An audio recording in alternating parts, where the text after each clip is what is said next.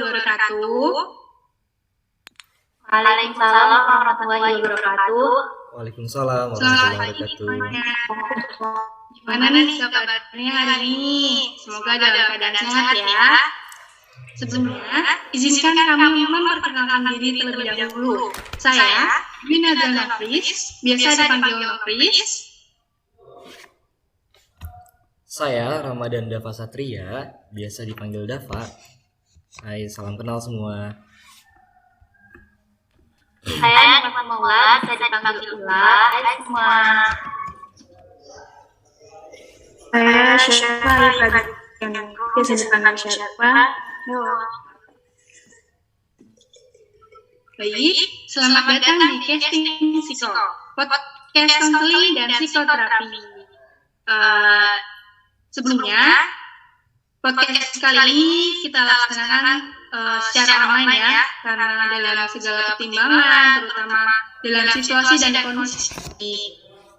Langsung saja, untuk yang pertama saya akan memberikan definisi tentang konseling dan psikoterapi.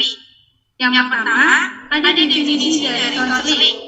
Dalam Kamus Besar Bahasa Indonesia, konseling adalah pemberian bimbingan oleh ahli kepada seseorang dengan metode psikologis dan sebagainya, atau proses yang dapat membantu individu mengatasi hambatan perkembangan dirinya dan untuk mencapai perkembangan kemampuan pribadi yang dimiliki secara optimal. Selanjutnya, ada definisi dari psikoterapi. Menurut British Association of Counseling dalam Maghia tahun 2004, psikoterapi merupakan interaksi sistematis selain terapis yang memanfaatkan prinsip psikologis untuk melakukan pengubahan pikiran, perasaan, dan perilaku klien dengan tujuan membantu klien mengatasi perilaku abnormal, memecahkan masalah, dan berkembang sebagai individu. Untuk selanjutnya, ada ruang lingkup dari konseling yang akan dijelaskan oleh rekan saya. Baik, terima kasih atas kesempatannya Kak Nofis. Teman-teman semua, kali ini kita akan membahas seputar ruang lingkup nih. Apa aja sih yang mencakup konseling dan psikoterapi? Oke, yang pertama, sebetulnya sangat luas ya ruang lingkup dari konseling dan psikoterapi. Nah, yang pertama yang biasa kita temukan adalah dalam bidang bimbingan pribadi sosial. Ya, ini fungsinya membantu siswa, mahasiswa, dan masyarakat menemukan dan mengembangkan potensi pribadinya. Ya, dimana pribadi dituntut untuk mandiri, sehat jasmani dan rohani. Pemantapan juga diperlukan ya untuk kekuatan diri dan mengembangkan potensi agar lebih kreatif dan produktif baik dalam kehidupan sehari-hari maupun peranan di masa depan. Yang kedua yang biasa kita temukan dari ruang konseling dan psikoterapi yakni dalam bidang karir. Nah, dalam bidang karir ini kita biasa kita temukan dalam organisasi, dalam industri, perusahaan, dan lain-lain. Ya, ini fungsinya untuk mempersiapkan diri menghadapi dunia kerja, memilih dan menyesuaikan diri dengan berbagai tuntutan lapangan, terutama target-target yang diberikan oleh atasan. Baik, itu mungkin contoh dari beberapa luasnya ruang lingkup konseling dan psikoterapi.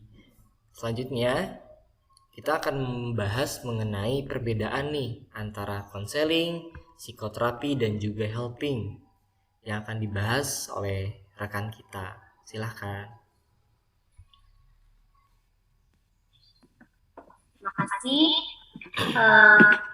Kita akan membahas tentang perbedaan helping, konseling, dan psikoterapi. Helping itu bisa dilakukan oleh siapa saja dan di mana saja seperti menghidupkan segala segi. Kalau konseling itu bersifat intensif, preventif atau mencegah supaya tidak terjadi ke depannya.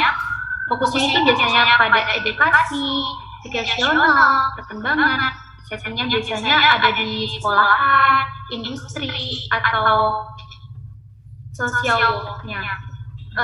Biasanya tuh konseling menangani masalah-masalah yang berat.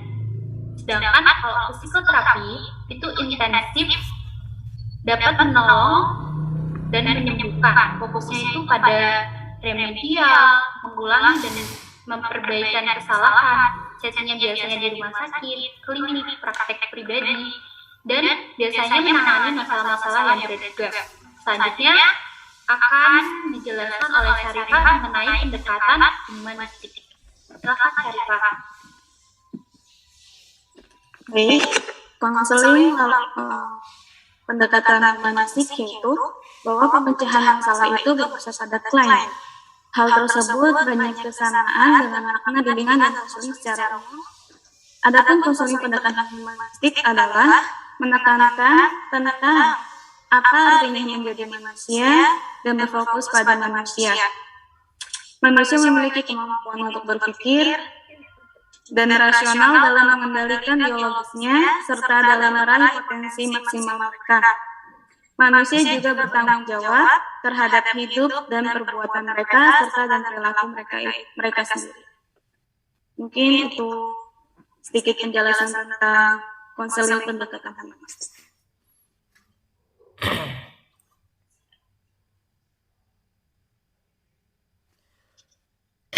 Wah, banyak informatif sekali nih, walaupun dilakukan secara online. Semoga teman-teman tetap bisa mengambil pembelajaran dan informasi tentang psikoterapi dan konseling yang telah dijelaskan oleh kakak-kakak ini ya. Untuk selanjutnya, kemarin tuh kita berempat udah sempat bikin link Google Form nih untuk menampung curhatan, keluh kesah, cerita dari semua teman-teman tentang apapun itu. Tapi tenang aja, untuk identitas kalian itu bakal tersimpan dengan rapi kayak kenangan masa lalu gitu. Selanjutnya banyak sih sebenarnya untuk curhatan dan cerita-cerita dari kalian, tapi mohon maaf untuk yang kita ambil hanya beberapa saja dari cerita kalian ya. Jadi mungkin untuk selanjutnya bakal kita jawab lebih lanjut lagi.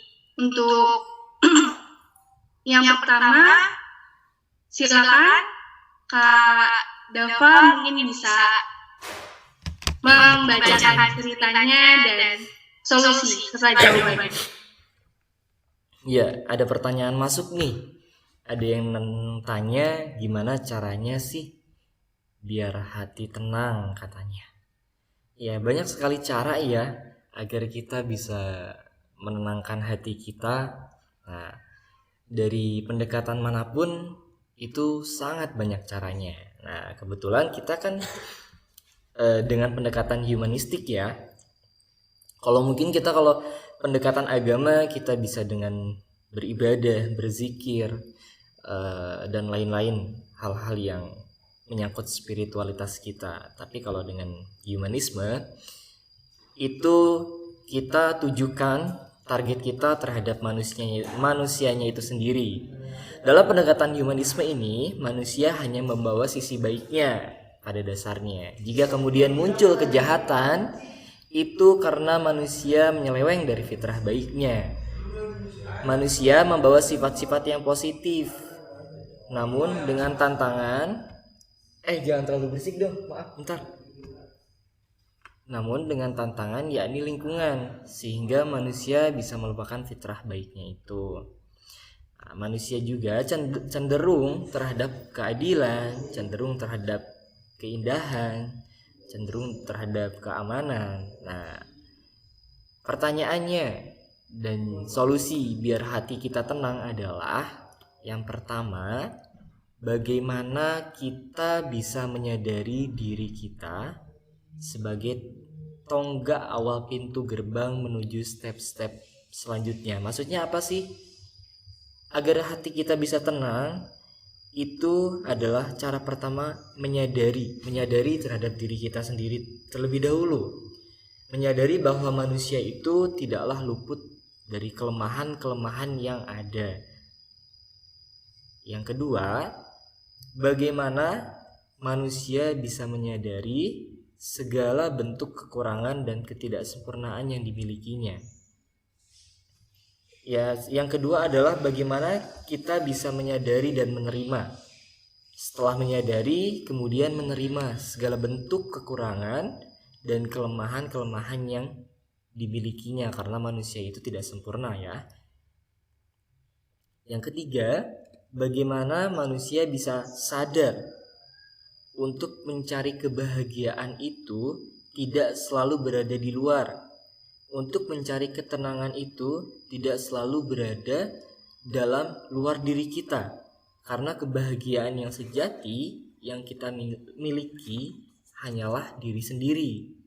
Hal-hal yang bisa dikontrol hanyalah kehendak diri sendiri. Adapun hal-hal yang tidak bisa kita kontrol seperti kehendak orang lain terhadap kita, standar gaya orang lain terhadap kita, standar tuntutan orang lain terhadap kita, itu tidak bisa kita kontrol.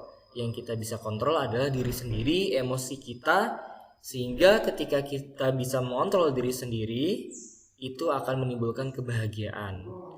Nah, selanjutnya yang terakhir ada meditasi.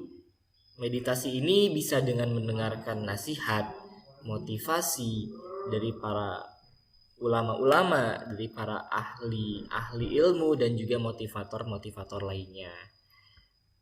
Ada beberapa cara tadi. Kakak yakin dengan seyakin-yakinnya akan bisa membuka hati kita agar hati kita bisa tenang. Mungkin itu sedikit dari kakak ya. Semoga bermanfaat ya. Terima kasih pertanyaannya.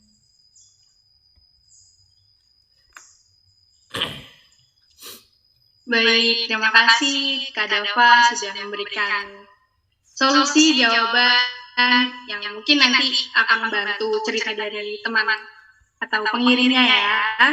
Amin. Untuk selanjutnya mungkin dari Kak Syarifah bisa membacakan cerita dan memberikan solusinya. Baik. Sini ada yang cerita bagaimana sih cara keluar dari hubungan toksik.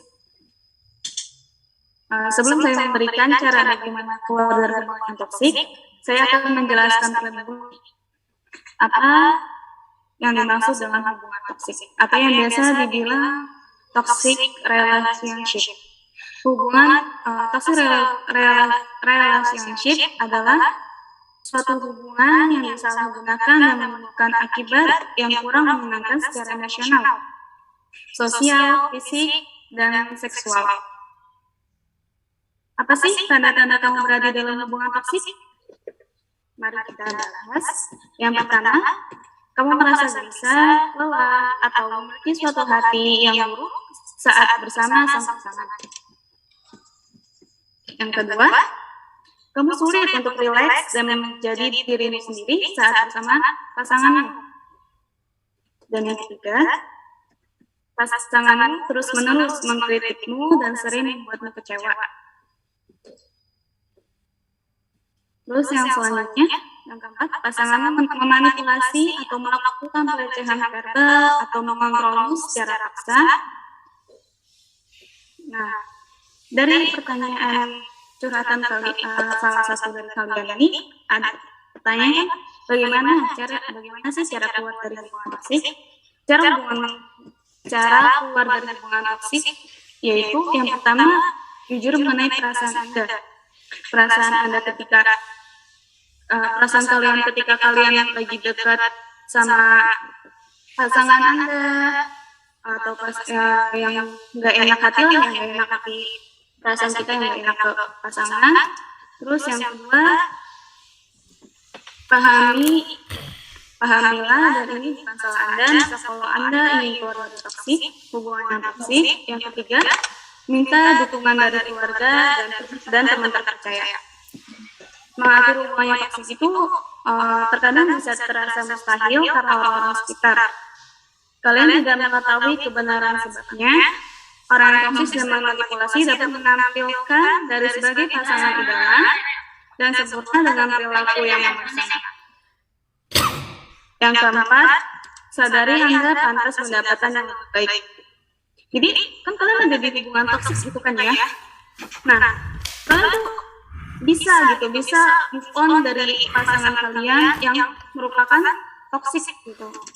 Kalau yang lebih, kalian tuh bisa berpikir kalau kalian tuh bisa mendapatkan pasangan yang lebih baik daripada yang sebelumnya, yang mempengaruhi pasangan yang toksik.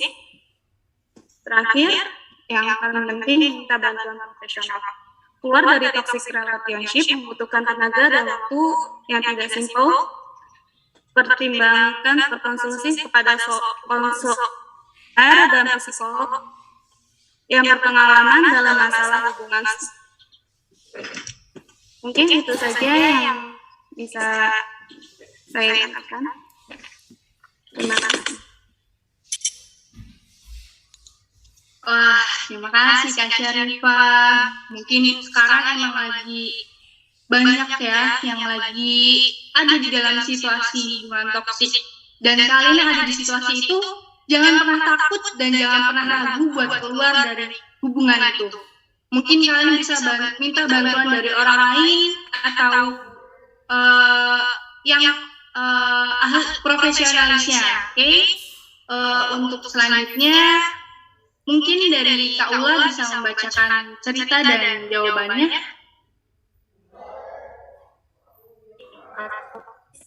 Di sini ada cerita gini ceritanya. Kak, kenapa ya 2 bulan terakhir ini saya selalu melihat bayangan? Banyak saudara saya yang percaya bahwa itu halusinasi yang muncul dari pikiran saya sendiri. Menurut mereka, saya terlalu sedih karena ditinggal meninggal oleh ayah saya pada bulan Januari tahun ini. Tapi saya pikir saya bisa menerima itu semua dan saya tidak berlarut-larut dalam kesedihan. Apakah benar penyebabnya itu, Kak? Lalu bagaimana cara mengatasinya, Kak? Terima kasih sebelumnya, Kak. Jawabannya, ya benar. Dalam ucapan emang sudah bisa berkata ikhlas, tapi dalam hati mungkin saja belum sepenuhnya. Halusinasi itu sebenarnya sebuah gangguan persepsi yang menyebabkan seorang merasa melihat, mendengar, atau mencium sesuatu padahal sebenarnya itu tidak ada. Nah, halusinasi juga bisa disebabkan karena gangguan mental atau penyakit tertentu, ataupun karena efek samping obat-obatan, ya kan? Nah, sedangkan pada halusinasi penglihatan itu tergantung pada penyebabnya. Ketika sudah merasa ada kekacauan dalam alam pikiran Anda di mana orang lain tidak mengerti alur pikiran Anda juga merasa gaduh, gelisah, sering mondar-mandir dan pikirannya penuh dengan kecurigaan lalu didiagnosa misalnya punya penyakit skizofrenia atau gangguan bipolar akan berbeda dalam penanganannya atau terapinya. Namun jika dalam kasus Anda halusinasi Anda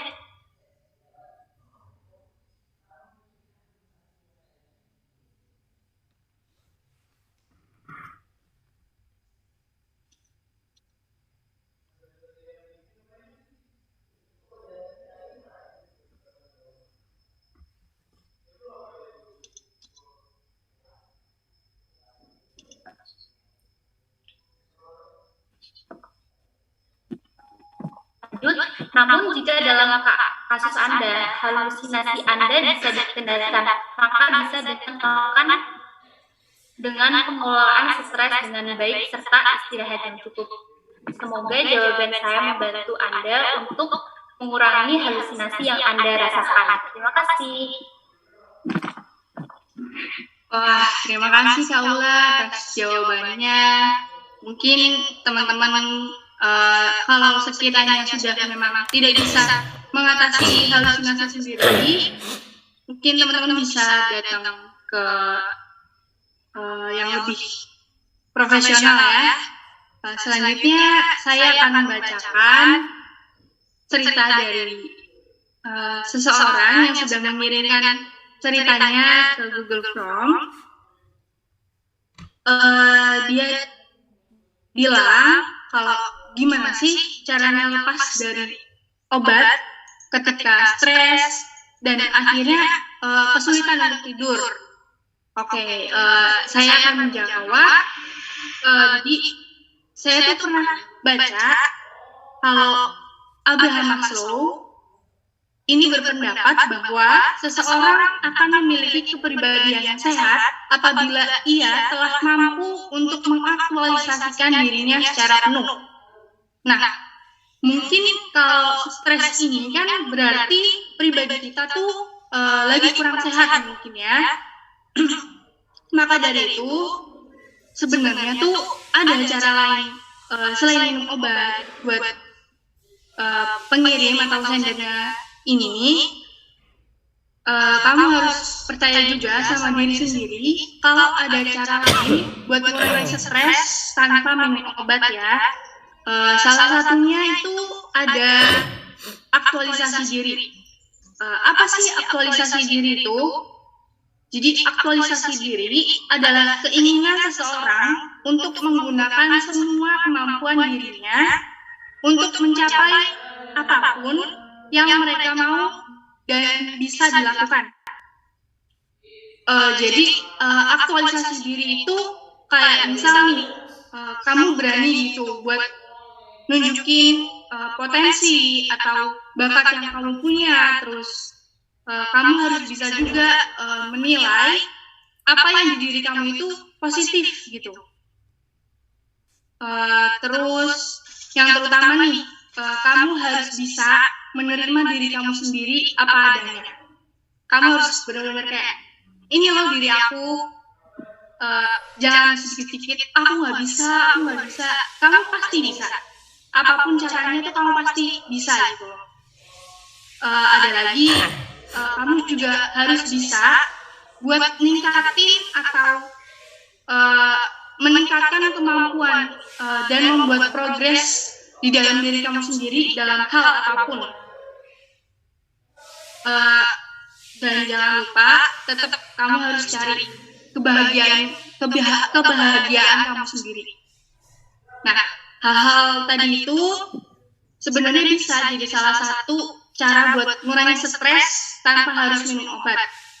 Yang paling penting, semua itu ada di diri kamu sendiri. Kamunya mau atau enggak. Tahu kan pasti bedanya mau nggak mau sama bisa dan nggak bisa. Nah, itu dia. Ayo dong, udah mau 2022 nih. Harus ada progres yang lebih baik di diri kamu sendiri, di diri kita, dan di diri kita semua pastinya. Tapi nggak apa-apa sih, maksud aku tuh stres tuh wajar banget. Semua orang pasti ngalamin.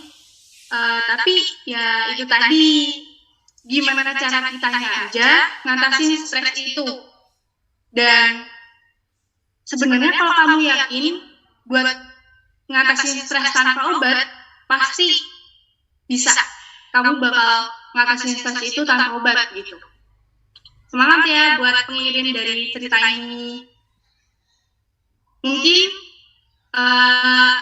hanya 4 aja yang bisa kita bacakan pada podcast kali ini.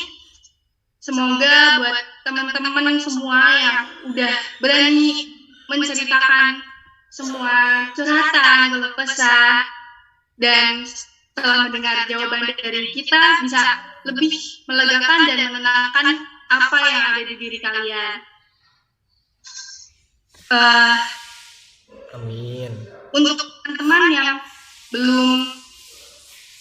belum berani, maksudnya untuk kalian yang nggak tahu nih mau cerita ke siapa, mau curhat ke siapa nih, kayak nggak tahu. Yang penting kalian ceritain dulu apa masalah kalian, yang buat kalian marah, sedih, senang.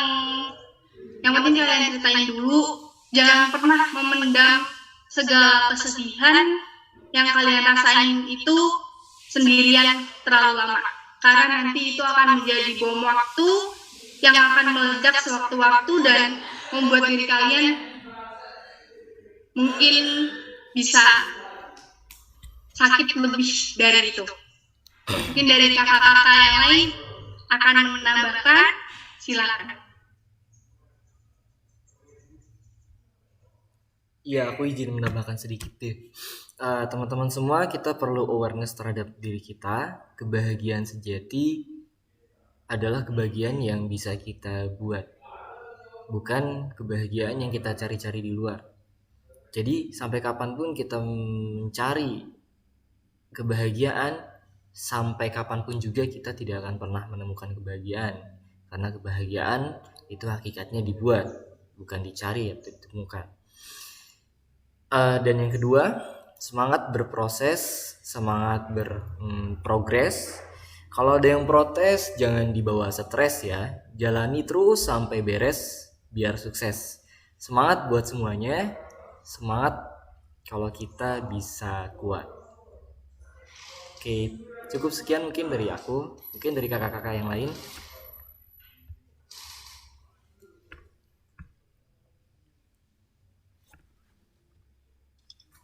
Baik, mungkin dari kakak-kakak yang lain akan menambahkan.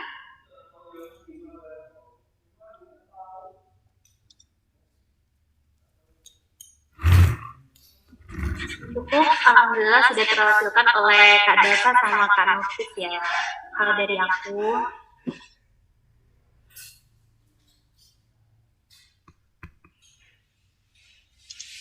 baik, terima kasih kakak-kakak yang sudah memberikan jawaban dan informasi yang tentunya akan bermanfaat untuk kita semua. Sebelum saya tutup, saya akan memberikan sedikit pantun nih. Si Gali sedang makan sawo. Terima kasih sudah menyaksikan casting Siko. Terima kasih teman-teman. Akhirul kalam. Wassalamualaikum warahmatullahi wabarakatuh. Waalaikumsalam warahmatullahi wabarakatuh. semuanya. Iya, pagi-pagi ke Bekasi. Makasih.